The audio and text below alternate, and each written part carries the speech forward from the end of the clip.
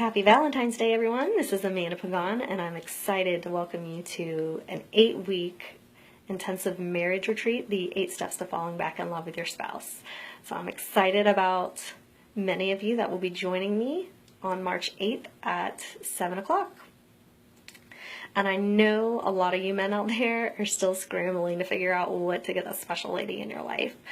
Perhaps you've tried cards, you've tried serenading her with Whitney Houston's "And I will always love you," or you tried chocolates.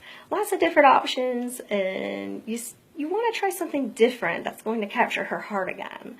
Well, if that's the case, I would definitely recommend you joining us for the 8 Steps to Falling Back in Love. That will give her the quality time, the bonding, and those loving feelings that you've both been missing out. And it'll last longer than one day. It'll last longer than Valentine's Day. It can last 365 days out of the year if you use what you learn from this marriage retreat every day.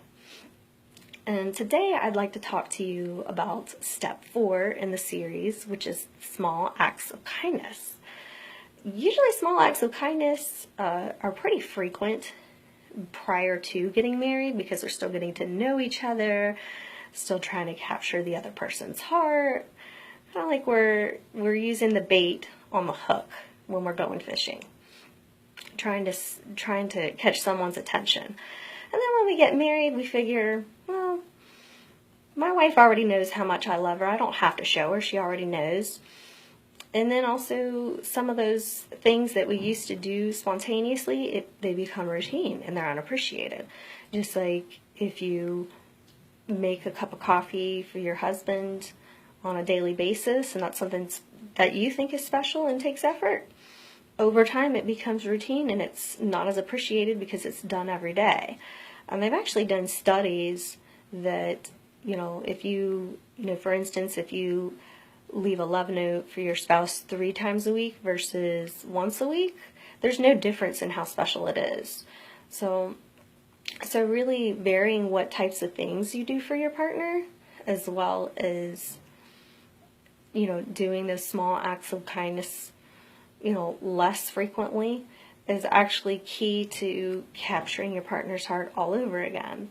Now, I'm not saying don't do nice things for your spouse on a daily basis. Still continue those routines, but add in some variability, some variation in what you do for your spouse. And do this, try to change it up. You don't necessarily have to do the same thing every day. I mean, you might leave a love note one day, and then the next day you might give your spouse a back rub the next day. Vary it a little bit. So that is my tip on step 4, and I'll actually go more in depth if you'd love to join me on March 8th at 7 o'clock. If you'd like more information, you can visit my website, www.faithandvisionsrealized.com/webinar. Again, that's www.faithandvisionsrealized.com. Have a blessed afternoon.